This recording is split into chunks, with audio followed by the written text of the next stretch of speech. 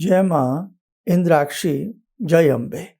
इंद्राक्षी धाम के ज्योतिष पाठशाला कार्यक्रम में आप सभी साधकों का हम हार्दिक स्वागत करते हैं। आज के दिन जिन साधकों का जन्म दिवस है, मैरिज एनिवर्सरी है, उन सभी को हमारी तरफ से बहुत बहुत शुभ आशीष, शुभकामनाएं। आज हम क्या पढ़ाएं आपको? आज का जो सब्जेक्ट है वो ज्योतिष पाठशाला के निमित्त है। हमारे अन्य साधक भी आज का कार्यक्रम देखें। आज हम कुछ हस्तरेखा से संबंधित आपको बताते हैं। कई बार लोगों की हथेलियों में त्रिभुज होते हैं, ट्रायंगल बने होते हैं। तो वो ट्रायंगल क्या होते हैं, उनका क्या अर्थ है, किस स्थान पर ट्रायंगल बना हो तो वो अपना क्या शुभ या लाभ देता है, वो हम आपको इस अंक में बताने वाले हैं। आइए पहले जाने आज का पंचांग। 29 मई सन 2022, दिन रविवार, ज्येष्ठ माह, कृष्ण पक्ष, संवत 2079, तिथि चतुर्दशी, नक्षत्र कृतिका, राहु काल 4:30 से 6, दिशा सूल पश्चिम दिशा। बहुत कुछ सीख लीजिए, काम आएगा। जीवन है ये। जीवन में कहते हैं ना, कई बार खोटा सिक्का भी काम आ जाता है, और ये तो सीखी हुई विद्या है। जोड़ा हुआ धन चोर चुरा सकते हैं, लक्ष्मी की चोरी हो सकती है, लेकिन सरस्वती की चोरी नहीं हो सकती। आपके ज्ञान को कोई नहीं चुरा सकता, समझे? इसलिए सीखते रहना चाहिए। सीख कर भी जो सीखते रहने की लालसा रखता है वही अग्रणी होता है, विद्वानों की पंक्ति में खड़ा हो जाता है। अब देखो मेरे साथ को, त्रिभुज कैसा होता है। तो सबसे पहले तो आप अपनी स्क्रीन के ऊपर देखें, ये त्रिभुज है, 3 भुजाओं से आवृत ये त्रिभुज होता है। इसमें 3 भुजाएं होती हैं। ऐसी ही कुछ कुछ आकृति आपकी हथेली में अंकुरित होती है, चाहे वो धूमिल सी आकृति हो कहीं ना कहीं। अब देखो, जैसे हथेली के ऊपर हम त्रिभुज दिखा रहे हैं बना हुआ, ये आपकी हथेली है, इसमें त्रिभुज है। ये त्रिभुज कई बार अंगूठे के पास हो सकता है, देखें अंगूठे के पास। कई बार यही त्रिभुज आपके चंद्र पर्वत पर हो सकता है, देखें चंद्र पर्वत के ऊपर त्रिभुज बना हुआ है। कई बार यही त्रिभुज आपकी मध्यमा उंगली के नीचे शनि पर्वत के ऊपर हो सकता है, ये देखें त्रिभुज। ठीक है, अब देखो, आपने ये त्रिभुज की आकृतियां देखी, ये सारा कुछ देखा। तो ऐसे ही हमारी हथेली में जो नवग्रह होते हैं, विशेष तौर से ग्रह कितने होते हैं हमारे? 7। जी हाँ, 7 ग्रह, 7, 2 छाया ग्रह, राहु और केतु। वो छाया ग्रह है, वो ग्रह नहीं है, छाया ग्रह है। ग्रह है लेकिन छाया ग्रह। ठीक, मेन मुख्यतः 7 ग्रह। तो हमारी हथेली में मेन मुख्यतः जो 7 ग्रह होते हैं, या उनसे संबंधित जो क्षेत्र होता है, कुंडली में ग्रह कहते हैं, हथेली में उसे पर्वत कहा जाता है। आइए अब बात करते हैं चंद्र पर्वत। अगर किसी व्यक्ति के चंद्र पर्वत के ऊपर त्रिकोण बना हो, यहाँ पर जैसे हमने आकृतियां दिखाई थी ना, ऐसे कुछ कुछ आपको ध्यान से देखोगे तो बिल्कुल त्रिकोण की आकृति आपको दिखाई देगी। यहाँ चंद्र पर्वत के ऊपर त्रिकोण की आकृति बनी हो तो ऐसी स्थिति में व्यक्ति की बुद्धि तीव्र होती है, वाक चातुरी उस व्यक्ति के अंदर कूट कूट करके भरी होती है। बुध पर्वत भी बता देते हैं।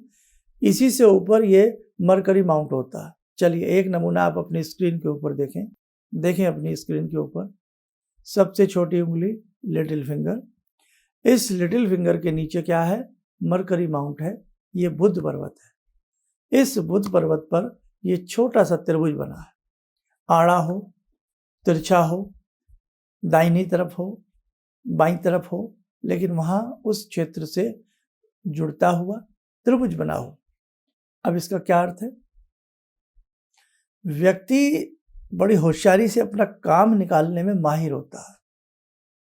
जिस व्यक्ति की हथेली में ऐसा त्रिभुज हो, वो अपना काम मनवाने में, अपनी हाँ मनवाने में, अपनी चतुराई में बहुत चतुर होता है, दक्ष होता है। चंचल भी होता है लेकिन दक्ष होता है। यही त्रिभुज आपके मंगल क्षेत्र पर हो। ठीक, मंगल क्षेत्र। अब मंगल क्षेत्र की यदि हम बात करें तो मंगल क्षेत्र यहाँ है और चंद्र से थोड़ा सा ऊपर मंगल क्षेत्र है। मंगल क्षेत्र पर भी ये त्रिकोण की आकृति बनना प्रदर्शित करती है आपकी वीरता को, प्रदर्शित करती है। कहीं ना कहीं ऐसा व्यक्ति सेना में किसी बड़े पद पर हो सकता है, या उस प्रकार के उसके अंदर गुण होते हैं, बहादुरी उसके अंदर होती है, वीरता उसके अंदर होती है, जिसका ऐसा त्रिभुज बना होता है। ठीक, और आगे बढ़ते हैं।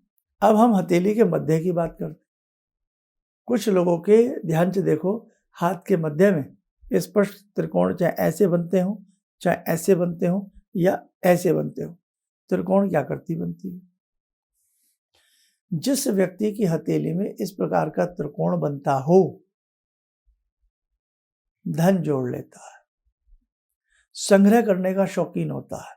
चाहे वस्त्र संग्रह करे, कोई धातु संग्रह करे, डाक टिकट संग्रह करे, नए पुराने नोट संग्रह करे, पुराने दस्तावेज संग्रह करे, लेकिन संग्रह करने की, संचय करने की उसकी प्रवृत्ति होती है। अब कुछ लोग बिल्कुल भी संचय नहीं करते, बस जो आया खा लिया, जितना कमाया उतना कमाया, आगे देखा जाएगा। तरह तरह के लोग हैं, है ना। अब देखो, कहते हैं ना, बेचारा कोई पशु हमारे दरवाजे पर आता है, वो बिना झोली का फकीर होता है। फकीर आता है, झोली होती है, कुछ ना कुछ होता है, खा भी लिया, बच गया तो रख लिया। लेकिन पशु बेचारे क्या करते हैं कि बिना झोली के फकीर होते हैं, दरवाजे पर आए और बस जितनी उनको भूख प्यास है खाया, बाकी छोड़ करके चले जाते हैं। इसीलिए पशुओं की सेवा करनी चाहिए। आपके दरवाजे पर कोई गाय आती हैं, आपके दरवाजे पर कोई बैल आते हैं, नंदी महाराज आते हैं, तो पानी भर के पिलाइए, पानी की बाल्टी भर के रखिए और उनको कुछ खिलाइए, है ना। कोई आपके दरवाजे पर डॉग आता है, कुत्ता आता है, तो वो किसी आस में आता है, वो आपसे आपकी पैसे मांगने नहीं आ रहा, वो आपसे इसलिए आ रहा कि मेरे लिए बनवा दो, ये कर दो। वो तो बेचारा सिर्फ एक दो रोटी की तलाश में है, थोड़े दूध की तलाश में है, या कोई बिस्किट की तलाश में है, सिर्फ पेट भरने की तलाश में आता है। इसलिए उनको देना चाहिए। भगवान ने हमें इस लायक बनाया, हमारे हाथ पैर उस लायक बनाए हैं कि हम सारी चीज़ें मानव इकट्ठा कर लेता है, बना लेता, तो हमें उनकी सेवा करनी चाहिए। ठीक है, तो कहने का भाव कि जिनकी हथेली में इस प्रकार का त्रिभुज होता है, वो धन संचय कर लेते हैं, किसी भी चीज़ को संचय करने के आदी होते हैं। बहुत सारी त्रिभुज की महिमा है, कभी स्टेप बाय स्टेप करके बताएंगे। आज केवल ये 4 पॉइंट आप लोग नोट कर लें। ठीक है, तो आइए, समय हो चला आज की ध्यान साधना का। आज की ध्यान साधना में हम जुड़ते हैं भगवान श्री बटुक भैरव जी से।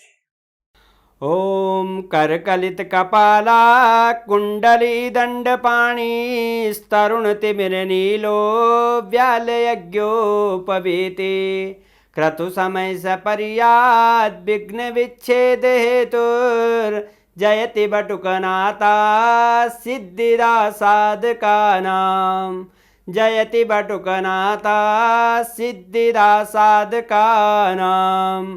ओम देव्यराज्य सेव्यमान पावनाग्रिपङ्कजं व्यालयज्ञसूत्रमिन्दुशेखरं कृपाकरं नारदादियोगवृन्दिवन्दितं दिगम्बरं काशिकापुरादिनाथ कालभैरवं भजे भानुकोटिभास्वरं भवाब्दितारकं परं नीलकण्ठमीप्सितार्थदायकं त्रिलोचनं कालकालमम्बुजाक्षमक्षशूलमक्षरं काशिकापुरादिनाथ कालभैरवं भजे शूलटङ्कपाशदण्डपाणिमादिकारणं श्यामकायमादिदेवमक्षरं निरामयं भीमविक्रमं प्रभुविचित्रताण्डवप्रियं काशिकापुरादिनाथ कालभैरवं भजे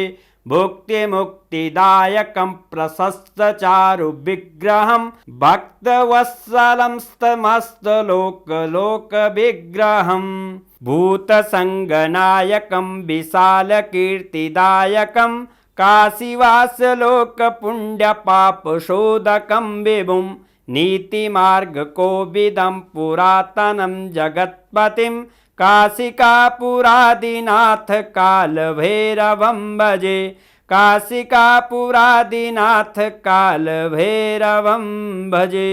कवच बनाएं, बटुक भैरव जी का ध्यान करें, स्मरण करें कि उनका शुभ आशीष हम सबके ऊपर बरस रहा है।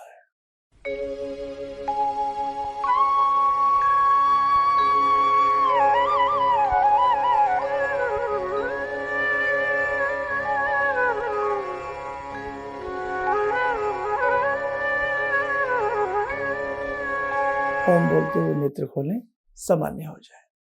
देखो साधकों, जिन जिन साधकों की वैदिक जन्म पत्रिकाएं या रुद्राक्ष या ऐसे कोई विशेष यंत्र हमारे संस्थान में आए हुए हैं, सबके हम शीघ्र से शीघ्र भेज रहे हैं। बस आप थोड़ा धैर्य बना के रखें। थोड़ा जयपुर का शिविर में हम बिजी हैं, आपको पता ही है सबको।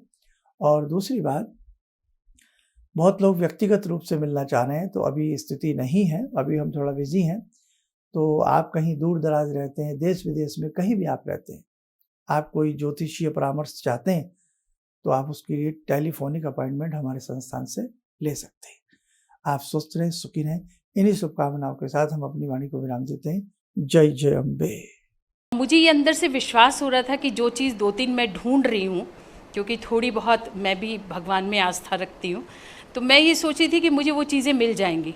और रियली मुझे आज यहाँ बैठ के ऐसा लगा, जो आपने 2-3 चीज़ें करने के लिए बताई हैं, कि शायद मेरी समस्याओं का हल शुरू हो गया आज से।